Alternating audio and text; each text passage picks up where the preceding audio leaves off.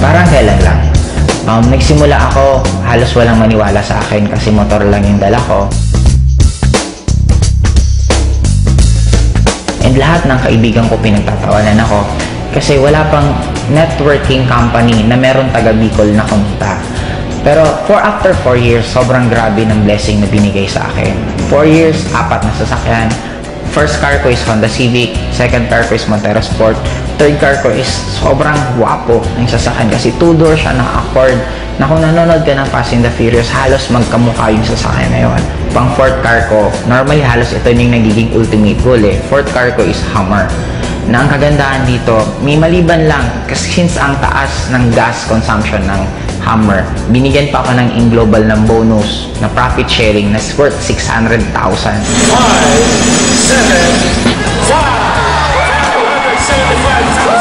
350,000 para daw pang gas ko sa Hummer ko. And ang pinaka naging blessing sa akin this year, kasi binigay pa sa akin ng AIM yung isa sa pinaka-pangarap ko, yung makakita mismo ko at makahawak ng snow. Nakapunta kami for 12 days sa United States, all expense paid, ni piso wala akong ginastos. Ang ginawa lang namin doon, walang iba kundi kumain, mag-shopping, mamasyal, sobrang sarap ng buhay. And ang nagiging blessing sa akin ngayon, hindi lang ako yung kumikita. Kasi within this year alone, 10 sa taga Bicol ang nagkaroon ng first car nila. And I already created more than 30 millionaires under me. Ang isa sa pinaka-nasarapan ko sa InGlobal, kung ako tatanungin mo bakit InGlobal ang kinakareer ko, kasi ang dami kong choice kung ano yung pwede kong gawin na opportunity or pwede kong anong gawin na ibang bagay. Pero kaya InGlobal ang ginawa ko for 2 reasons lang. Number 1, kikita ka ng sobrang daming pera in a short span of time.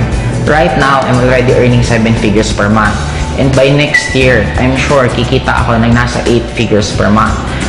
Ang pinaka-bottom line sa akin, hindi lang yung pera, pero yung magkakaroon ka ng lots of time para i-spend mo sa loved ones mo. Kasi for me, yun naman talaga ang pinaka-essence ng buhay. Money, importante, pero ang pinaka-importante sa lahat is hindi ka mawala ng time para sa loved ones mo.